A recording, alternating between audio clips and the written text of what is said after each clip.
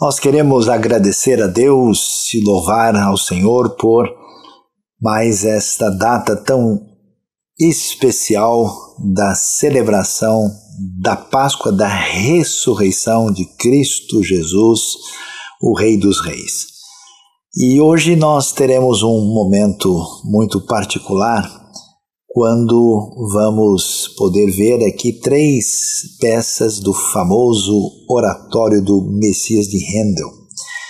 E essa produção tem a participação do Ministério de Adoração da IBNU, da Igreja Presbiteriana Formosa Taian e também de um irmão de origem coreana, Daniel Lee. Estamos juntos nessa celebração dessa grande composição que marcou a história pelo famoso Georg Philipp Handel, aquele grande musicista, organista alemão, nascido em Halle em 1685 e que compôs esta obra magistral que marca a história da música erudita. É impressionante porque Handel, em 13 de abril de 1742, quando fez a sua primeira apresentação, na verdade na Irlanda, ele tem um histórico de ter se mudado para a Inglaterra e, na verdade, fez a sua primeira apresentação em terras irlandesas, em Dublin. E é muito especial saber o que aconteceu nesse cenário.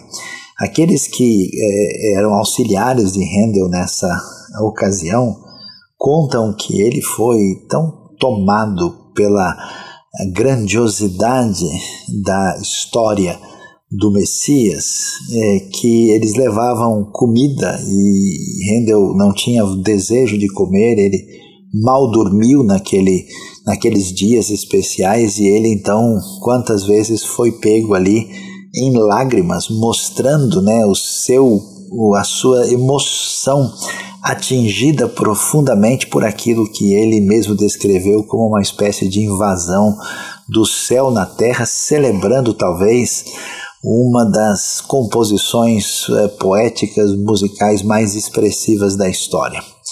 E o que quer dizer o Messias? Do que nós estamos falando? E eu queria que nós ouvíssemos um pouco do Evangelho de João, no capítulo 19, quando o texto nos diz o seguinte: Pilatos mandou preparar uma placa e pregá-la na cruz com a seguinte inscrição: Jesus Nazareno, o Rei dos Judeus. Muitos dos judeus que leram a placa, pois o lugar em que Jesus foi crucificado ficava próximo da cidade e a placa estava escrita em aramaico ou hebraico, latim e grego. É muito especial olharmos essa realidade de que a razão por que Jesus foi morto e crucificado foi exatamente porque ele foi acusado de ser rei. E no momento em que o reino deste mundo daquela época é um reino de domínio romano, cujo protagonista é exatamente o César. E aqui então, como Jesus está sendo condenado pelo Império Romano, a acusação é que ele está tentando ter o domínio sobre uma província que está sob o jugo de Roma, e então a sua acusação formal, ele é, digamos assim, o Melech HaYehudim, o rei dos judeus, e isso aparece formalmente mencionado nos evangelhos, e aqui especialmente em João, Jesus Nazareno, o Rei dos Judeus. Mas a pergunta é o que isso tem a ver e como é que a gente entende esse cenário que aparece tão especialmente aí composto pela obra única de Georg Philipp Handel. A ideia de Messias, a palavra originalmente, é uma palavra hebraica que se diz Mashiach, que literalmente é ungido. Por causa da prática judaica ou hebraica antiga, de que quando a gente ia ter um momento especial para, de certa forma, honrar alguém, a gente derramava um azeite sobre a pessoa, às vezes um azeite perfumado, um azeite diferenciado, que era uma maneira de mostrar uma espécie de postura de honra, né, de deferência com relação àquela pessoa. E isso então marcou, por exemplo, na consagração de sacerdotes, de reis, e assim o rei de Israel desde o passado, ele é chamado de ungido. Davi é o ungido do Senhor. Quando nós lemos o Salmo 2, nós temos essa ideia muito clara de que o Senhor está acompanhado do seu ungido que foi escolhido por ele. E por que precisamos de um ungido? Qual é a razão dessa necessidade de um rei? A Bíblia vai deixar muito claro que esse mundo está fora de lugar, que existe uma rebelião no ambiente da criação, uma rebelião, na verdade, até protagonizada pela postura do próprio ser humano, de modo que a nossa realidade é de caos, é de confusão, é de uma certa anarquia, de uma postura subversiva em relação ao domínio de Deus, que de fato é o domínio legítimo. Então Deus prepara um caminho na história que é um caminho de retomada desse seu reinado. E isso acontece quando ele estabelece esse protótipo de reino a partir do que ele faz na sua aliança com Davi, com a descendência de Davi.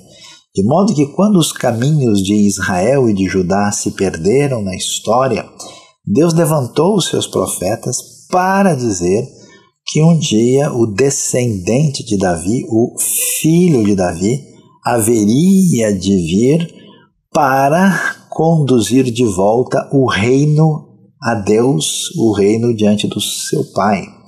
E por isso, quando Jesus nasce, ele é exatamente como nós vemos os 3 magos vindos do Oriente, vindos para reconhecer o rei dos judeus, o Messias, o Mashiach, o ungido, que finalmente está conosco.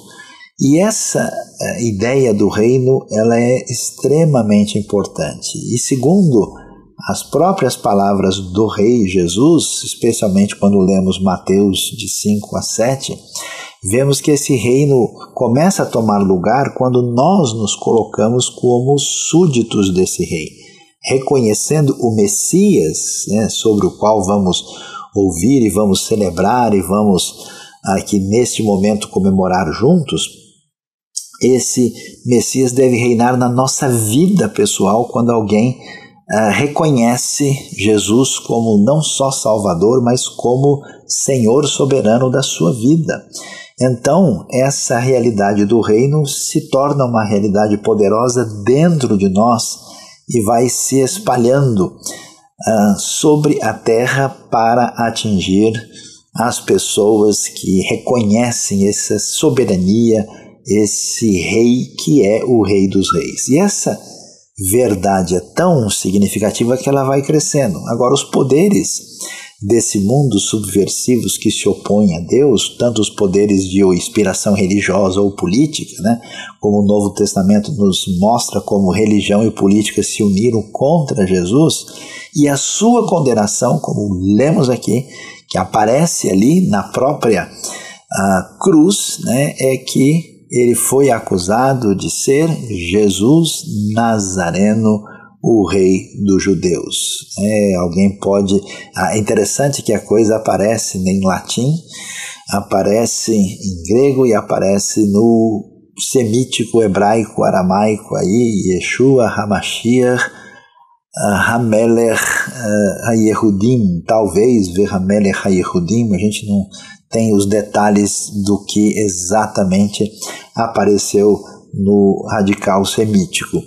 E aqui nós vamos observar esse confronto, né, entre o reino desse mundo e o reino que vem de Deus. Eu acho interessante no ambiente europeu, né, do século XVIII, onde proliferam aí as monarquias. Eu imagino a força, o poder, né, dessa composição magistral de Handel sendo ouvida em toda parte e celebrando aquele que de fato é rei pleno e absoluto. E o que há de extraordinário nisso? Hoje, quando nós nos lembramos que aquele que é o soberano Senhor também é o soberano Senhor, não só no nível do governo, no nível da autoridade política sobre as nações do mundo, mas ele é Senhor da vida e Senhor da morte. Ele comprovou isso através da sua ressurreição.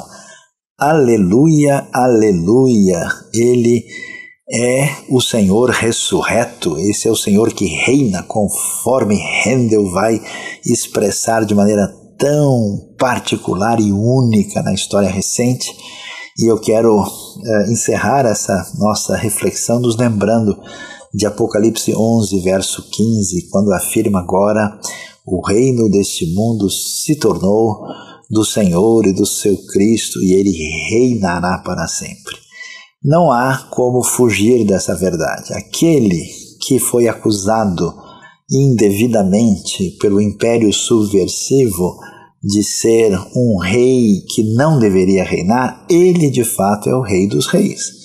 O poder da religião tem os seus limites, o poder político não pode subsistir, a glória de Roma se foi, e agora nós estamos vendo cada dia mais esse evangelho do reino se espalhando entre todas as nações, milhões e milhões de pessoas na história, e hoje em dia, em todos os continentes e lugares da terra, têm se dobrado, reconhecendo o reino de Cristo Jesus, nosso Senhor, e mais cedo ou mais tarde ele virá para trazer o reino de Deus na sua plenitude, quando o caos, a confusão, o mundo na sua rebelião entrará na ordem e sob o domínio legítimo de Deus nosso Senhor, do nosso amado Cristo Jesus. E eu convido você, inclusive, a ver esse momento, a participar, não somente com uma apreciação estética,